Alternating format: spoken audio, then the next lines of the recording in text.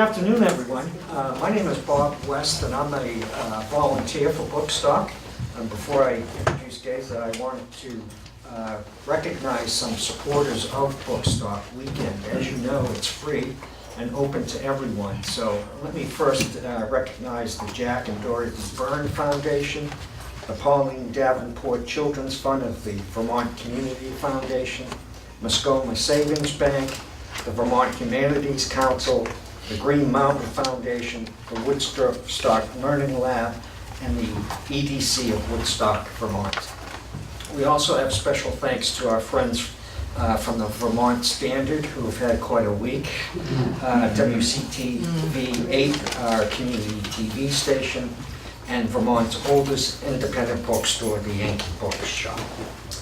So I'm pleased to introduce Geza, who was born in Hungary, and after escaping with his family in 1956 during the Revolution and immigrating to Canada, grew up in Toronto. He studied at Harvard University, taking a year off to work at the Ontario Pavilion of Expo 70 in Osaka, Japan. After Harvard, a Rhodes Scholarship took him to Oxford and the London School of Economics. Wow. Geza was a member of the Canadian Olympic fencing team.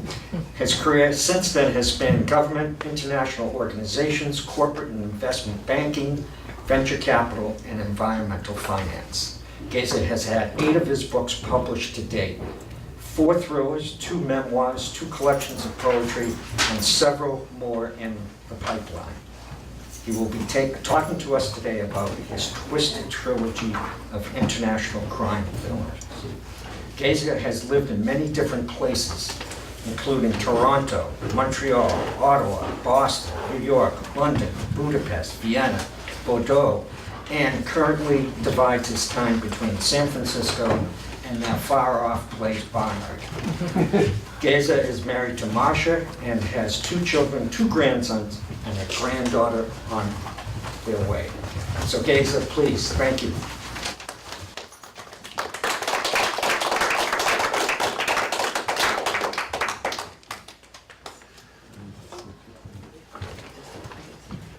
Good afternoon, and Bob, thank you for that introduction, and thanks to BOOKSTOCK and the Woodstock History Society for hosting this event, and to all of you for coming.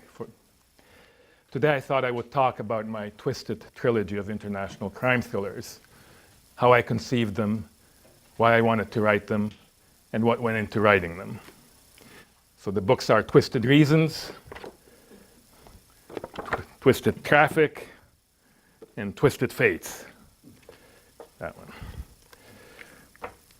The topic, as you will see, is relevant given all the problems being created for the world by a rogue Russian regime.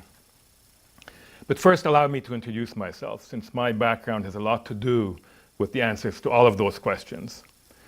Some of you will know that I was born in Hungary, as Bob said, during the darkest days of Stalinism, and escaped with my family in 1956.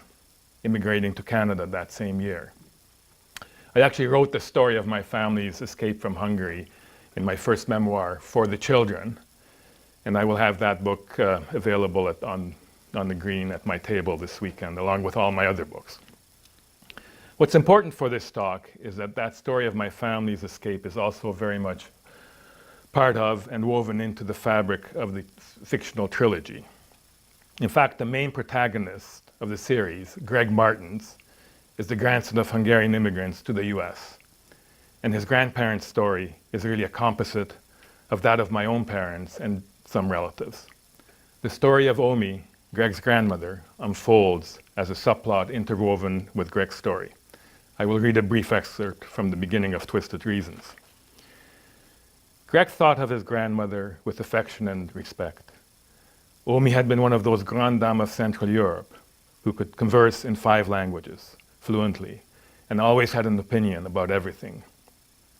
Though now in her 90s, she was still living in an old age home in Cleveland, and yes, he needed to visit her, maybe when he came back.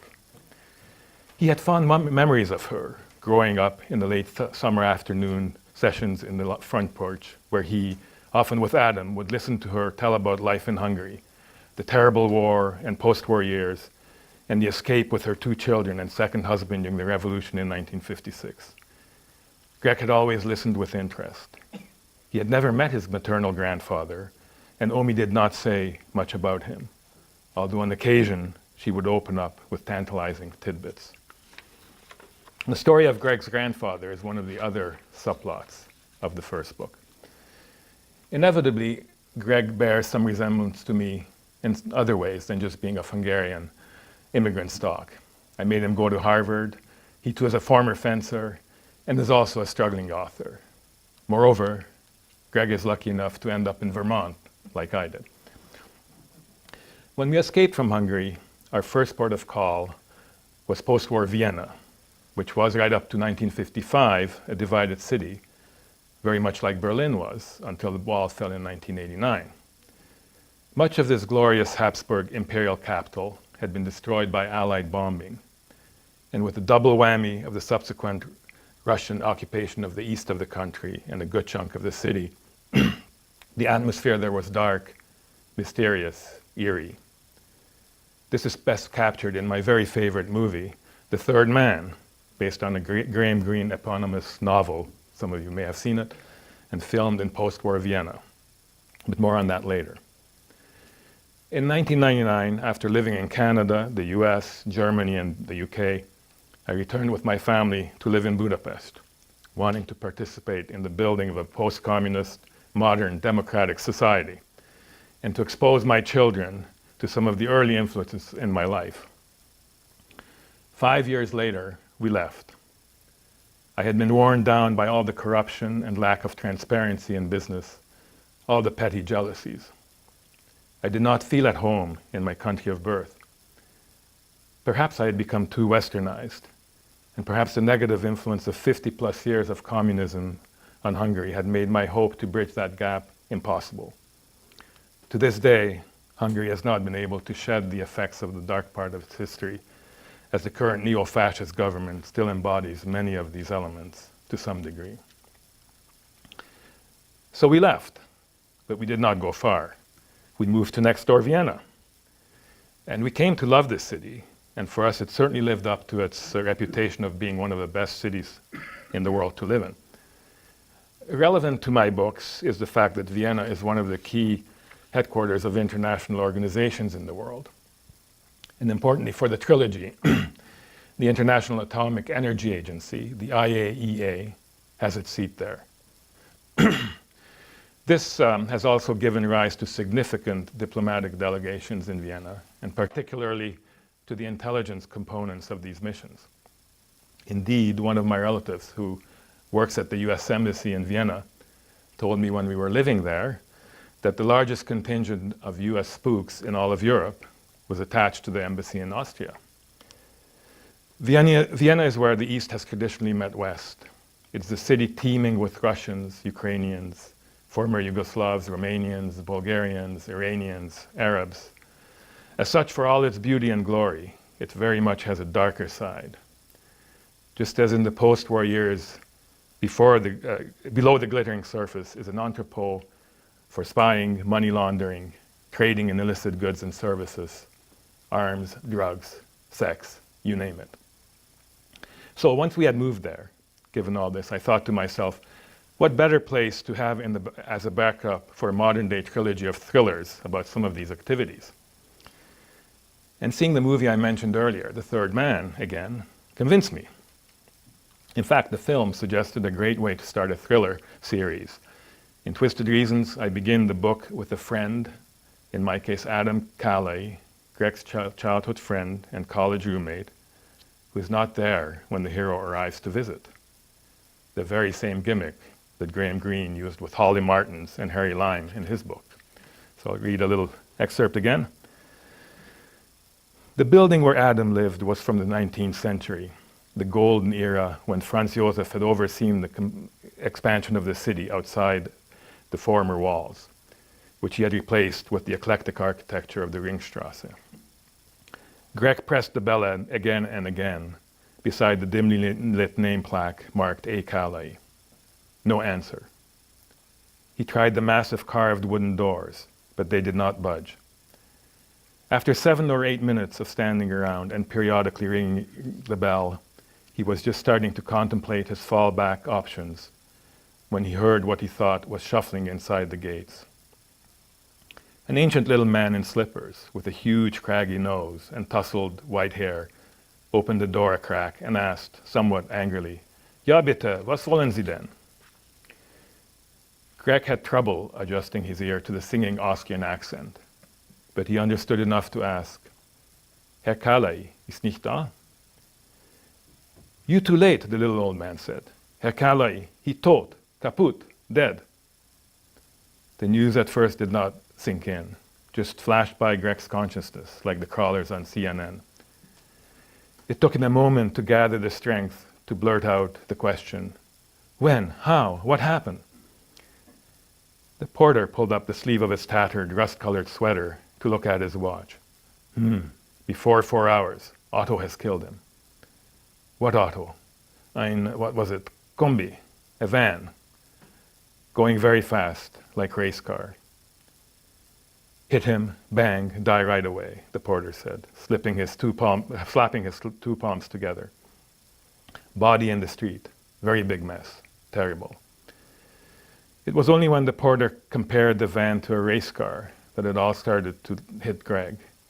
He saw again the once vibrant Adam laughing behind the steering wheel, he in the passenger seat, plowing through a field of bashed-up minicars at one of those silly Dodger races at the state fair that Adam had so loved. Now he was no more. Suddenly Greg felt faint as the blood drained from his head and had to steady himself by putting one hand on the foam-marbled wall of the dark hallway. "Police ist gekommen, taken body." "Where, do you know?" "Maybe Stadtleichenhaus." Greg's German was just good enough to figure out that last big word had meant the city morgue. So the stage is set for Greg to unravel the mystery of what happened to his best friend. Another important element that played into the writing of the trilogy was that right around this time we moved to Vienna, I read an intriguing non-fiction book by William Langewiesche called The Nuclear Bazaar. The first half of this book explores the ease with which a nuclear heist could occur at Mayak, the site where the Russian nuclear bomb under Stalin was developed, and where now much of the former Soviet Union's nuclear material is being stockpiled, supposedly under the supervision of the IAEA. So for me, the stage was set for a heist of some of this highly enriched uranium to be the central criminal activity of the trilogy, and for Greg's friend Adam Tatrallyay to be a nuclear physicist working for the IAEA in Vienna, responsible for monitoring the safekeeping of this nuclear material. And then this is what then pulls Greg into the unraveling of not only his friend's disappearance, but also the tracking of the stolen nuclear material, and gets him to join forces with Anne Rossiter, the agent who, as Adam Tatrallay's contacted Interpol, investigates his death. They meet up at the morgue where Adam's body has been taken, and Anne suggests they take a walk in the famous Zentralfriedhof, Vienna's main cemetery. The following exchange is after the initial introductions. Anne turned into the wind to face Greg. About 2 weeks ago, Tatrallyay learned that some high-grade uranium from the Mayak nuclear center near Chelyabinsk has gone missing. Tatrallyay was leading the effort to set up a system to inventory and secure the uranium and plutonium there with the help of the Americans, the National Nuclear Security Administration. Your friend and NSA were trying to verify the numbers and bring it all into one accounting system. This is a huge task. Numbers are wrong, uranium thought to be in one place is no longer there, while other highly radioactive material is being found in random places around the facility. Scary. It seems it would be pretty easy to make some of it disappear now before it's all properly counted and monitored.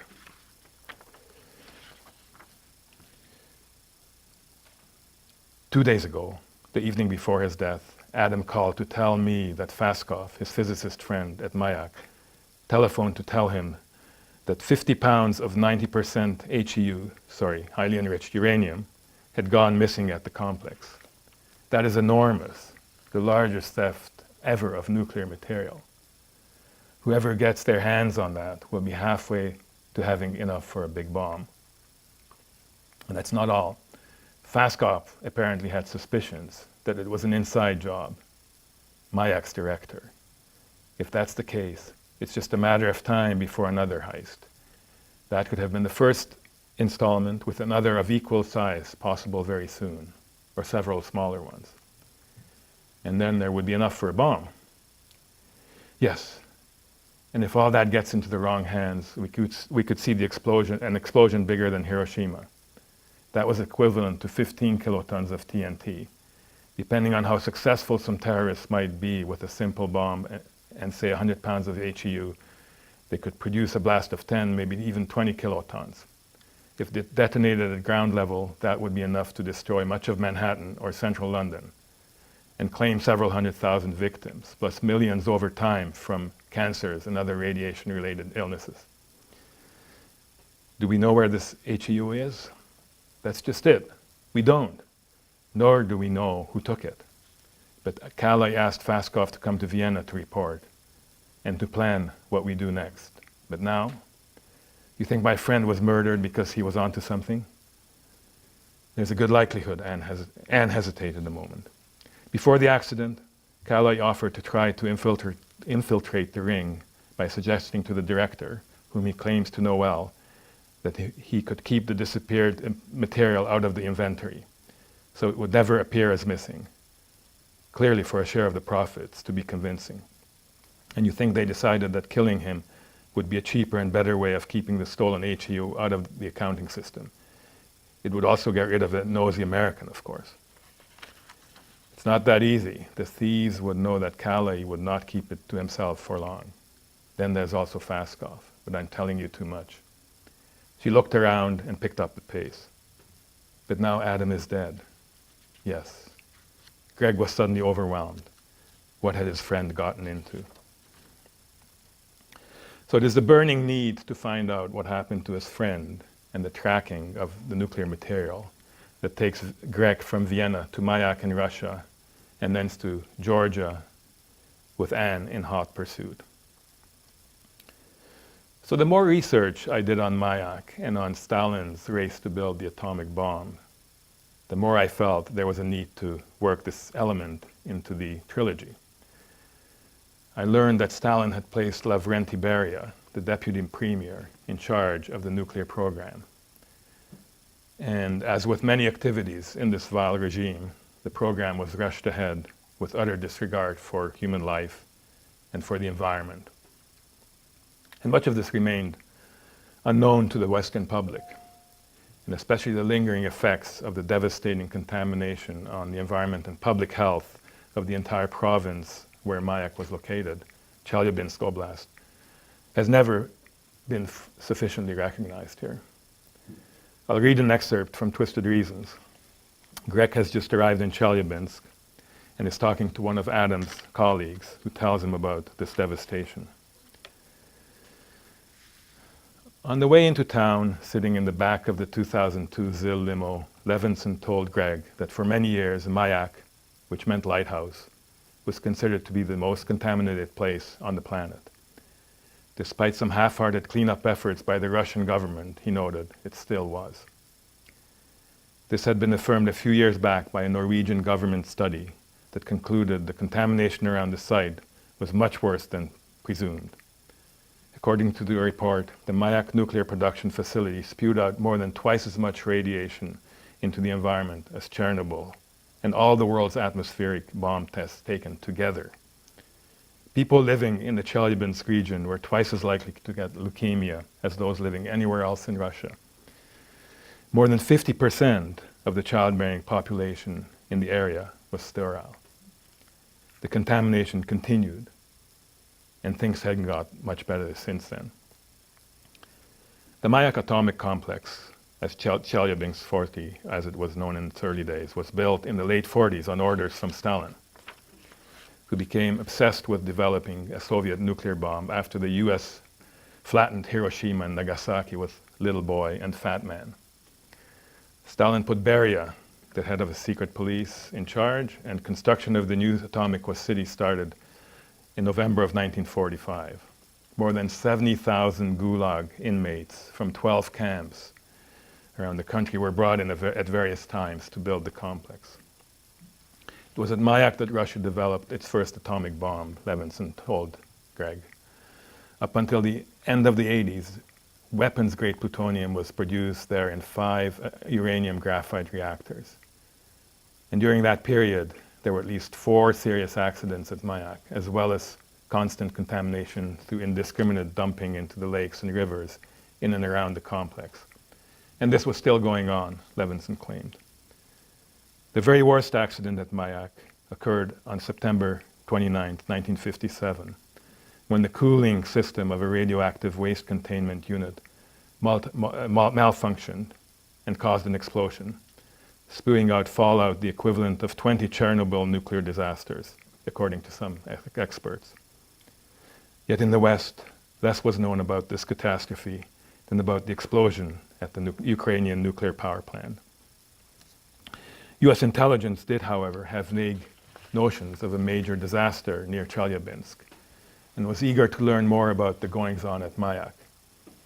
In fact, the American pilot Gary Powers and his U-2 plane were on a CIA surveillance flight over the site when he was shot down in May 1960. The existence of Mayak and 10 or so other secret nuclear cities was only finally acknowledged by the Russians in the 90s. So the introduction of Lavrenti Beria into the picture also set the stage for the second book in the series, Twisted Traffic, in which I tackled the difficult topic of human trafficking. It is a well-known fact that Beria, as deputy premier of the Soviet Union and head of the NKVD, the precursor of the KGB and the FSB, had immense power in the Soviet Union, and more than anyone else in Stalin's despotic regime, used this power to satisfy not just his greed, but also his perversion and lust, especially for young women.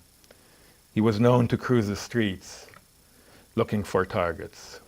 I begin Twisted Traffic with such an episode where Katerina Pleshkov, the daughter of a physicist working at Mayak, is on her way home from school. The street was deserted in the frigid darkness of the Siberian afternoon. It was hard work trudging through the layers of snow, but Katerina knew that she only had a couple of 100 meters to go, just around the corner to her building. With the elements howling around her, through all the protective layers, she did not hear the purr of the Packard's motor until the car pulled up right next to her.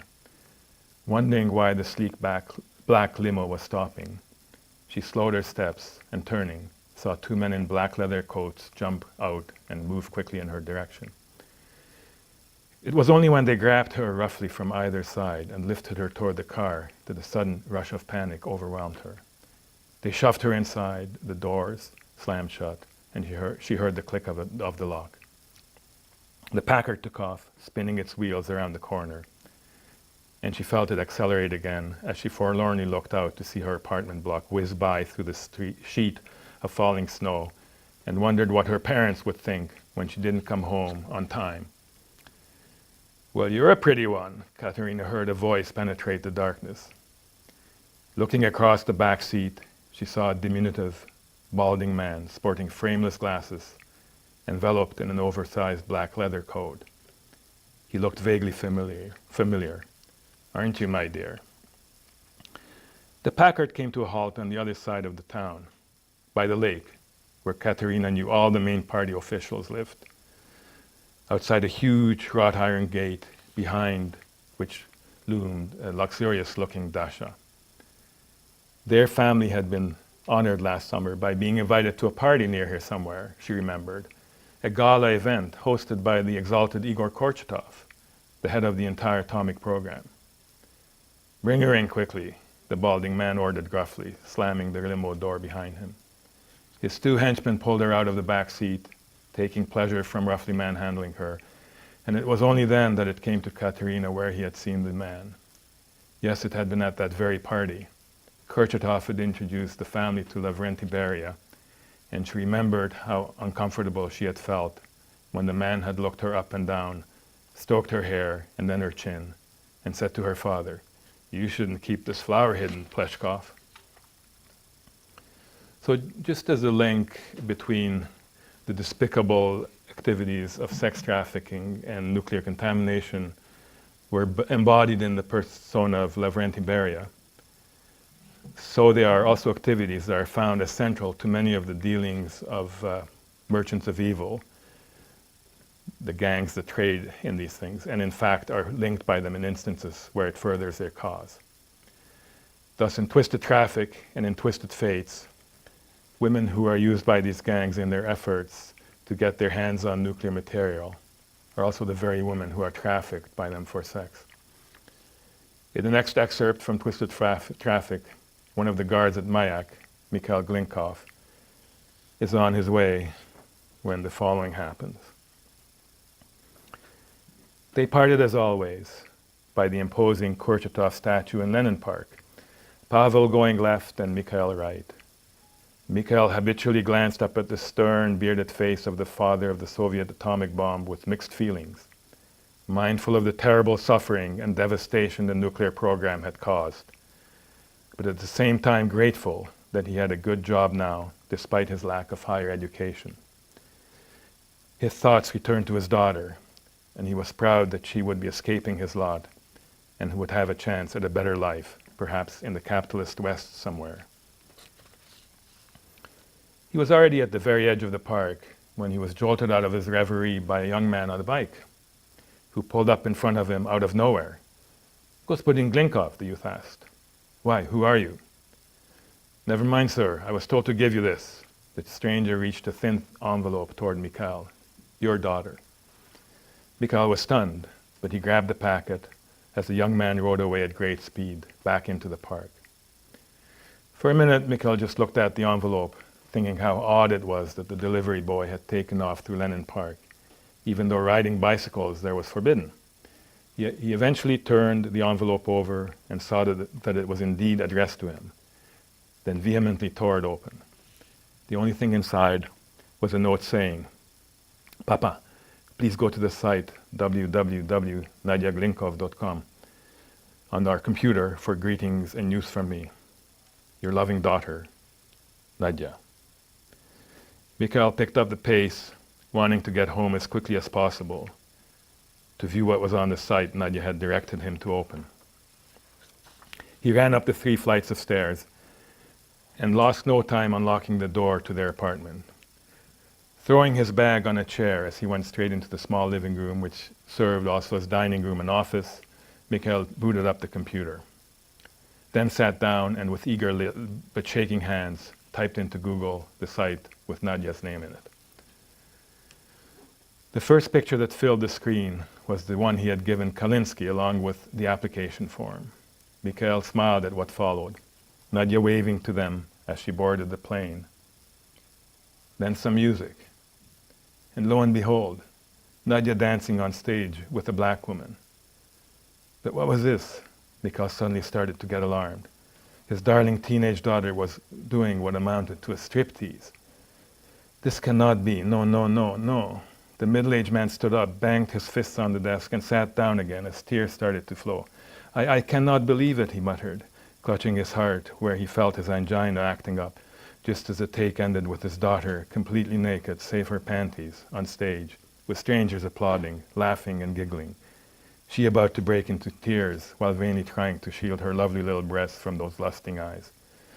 "Oh God, no! What have I done? This is monstrous." But what came next was much, much worse. As an unidentified male voice spoke, pictures of Nadia being manhandled and made to strip by a pudgy little man whose face was blotted out flashed on the screen. Mikhail turned away in despair and disgust and listened to a deep voice make, in an even tone, the following terrible statement. "Mikhail Petrovich, you must listen carefully if you ever want to see your daughter alive again. We know that you have the day shift coming this coming Tuesday, May 23rd. So exactly at 4 p.m., a white Ford Focus will be driven by a chauffeur to the East Gate, where you're scheduled to work. There will be a woman named Julia Sapavorova in the back seat. You will let this car go through with its passenger and whatever it is carrying after only a very superficial inspection. If you do this, your daughter will not be harmed and will be brought back to you. If you do not, or if at any time you tell the police, your bosses or anyone else about this approach, your daughter will suffer the consequences. You need to email us a yes at info@epctrade.com. I repeat, info@epctrade.com by tomorrow noon your time if you want your daughter to avoid a fate worse than death.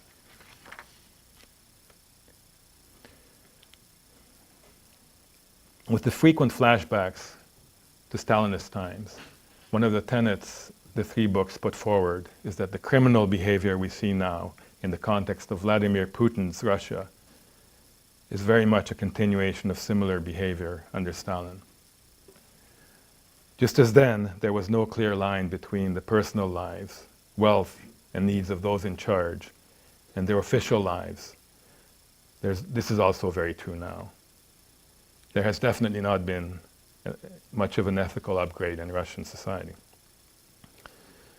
And as I did research on these Russian criminal gangs, I learned that they are often direct extensions of officialdom, and that their activities are tolerated, indeed supported by those in power, clearly for a piece of the action, often as much as 30% of the profits into their offshore accounts, on top of generous access to the commodities being traded.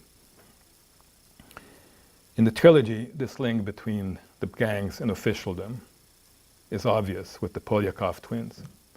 Sergei, a former general in the Russian army that brutally waged war against Chechnya, is now the head of a vile empire that deals in arms, particularly stolen nuclear material, women, drugs, body parts, whatever brings a profit.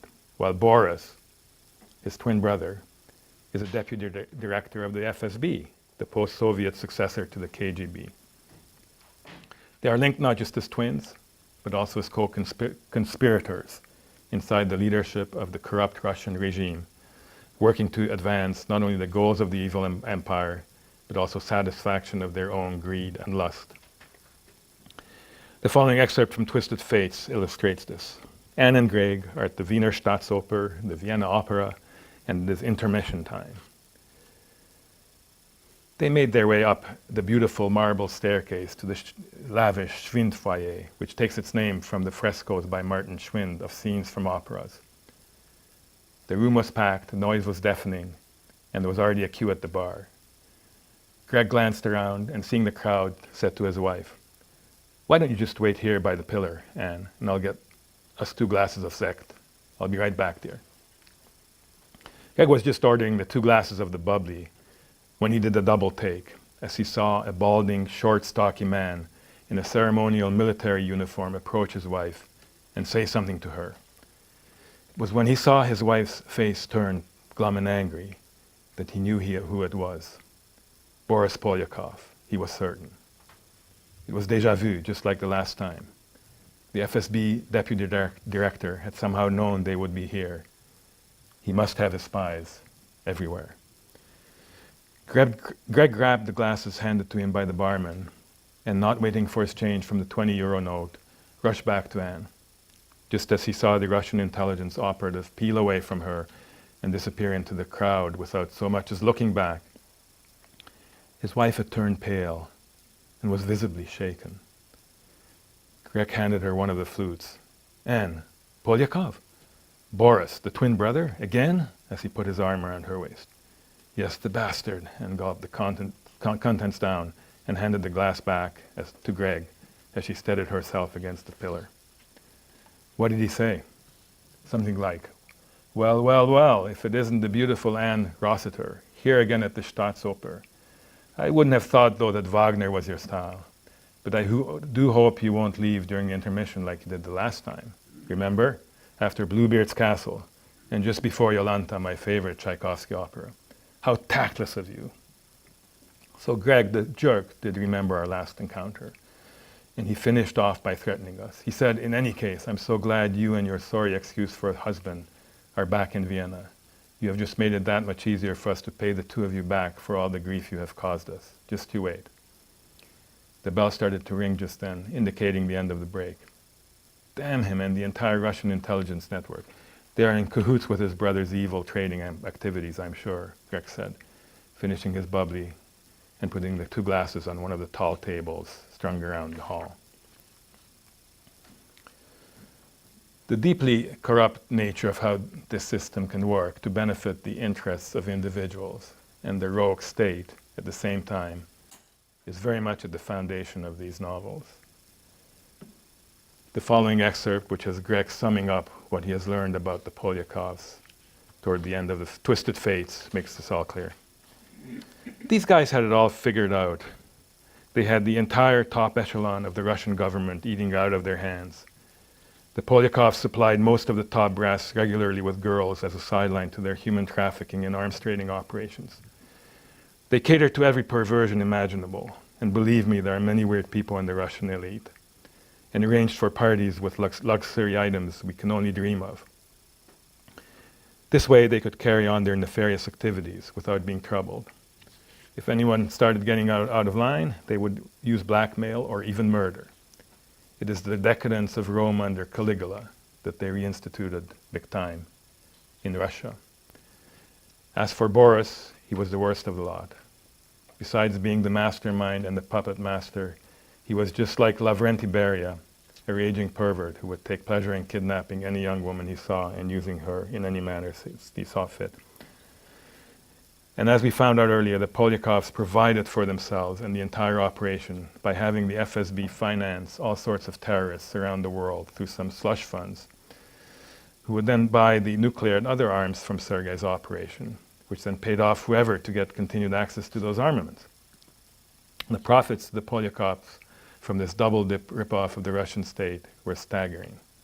And superimposed on all this were the sales of women and children to anyone in the world who would pay, as well as drugs, stolen artifacts, and even human body parts. In short, they would trade in anything provided they were paid enough. So there's one more element I need to talk about in the trilogy, and that's the actual terrorists. These are I call them the sons of Jesus, and unlike depictions of terrorist groups in most cases, I decided to make these terrorists fanatical Christians who are out to destroy what they perceive as the cesspools of sinful capitalism at all costs. Their governing group perversely models itself on the 12 apostles. They follow a leader called the Voice of God. The sons of Jesus are keen to get their hands on nuclear material to create havoc in the decadent West and are financed under the table by the FSB. Thus, as set out in the earlier excerpt, it is Boris Polyakov who gives them the funding from the Russian state coffers, with which they then buy the arms from the Sergei Polyakov-led trading group to carry out their terrorist activities. While this all may seem far-fetched to you, in reality, my research shows that this is not very far from how the entire system works. We are living with some of the destructive activities of the FSB around us right now, the Novichok-Skripal affair, the election meddling here and elsewhere, the Magnitsky affair, Maria Butina, I could go on. Thus, in the trilogy of Polyakovs, both FSB deputy head and leader of the arms trading gang used the Sons of Jesus to create havoc in the West. In Twisted Fates, we see that one of the brothers has successfully bombed the EU headquarters in Brussels. This is just a very short excerpt, and the last one. "What are you gawking at?" the Russian shouted at Anne, who could not take her eyes off the screen, which now showed a video of 13 men dressed in the dark brown attire of monks, hoods covering their faces, sitting around a table, even as the subscript streaming at the bottom translated into French what the big man in the center was saying. "This is the voice of God. Today my brothers, sons of Jesus, successfully attacked the very heart of the secular, atheistic, God-denying European Union, which is led by corrupt, money-grubbing, criminal bureaucrats. We will continue our war against sin and godlessness here and across the entire world until..." Look at that, Peter Ann heard John the Apostle say. Wow, eh? Oh God, so it was the sons of Jesus, the same terrorists who now have enough nuclear material to devastate a large metropolis in the northeastern US. And as the excerpt says, the ultimate horror would come if the combined efforts of the Polyakovs and the Sons of Jesus succeeded in getting the nuclear material into the US. But for how all this pans out, you have to get to the end of the third book, Twisted Fates. So I think I've talked enough now.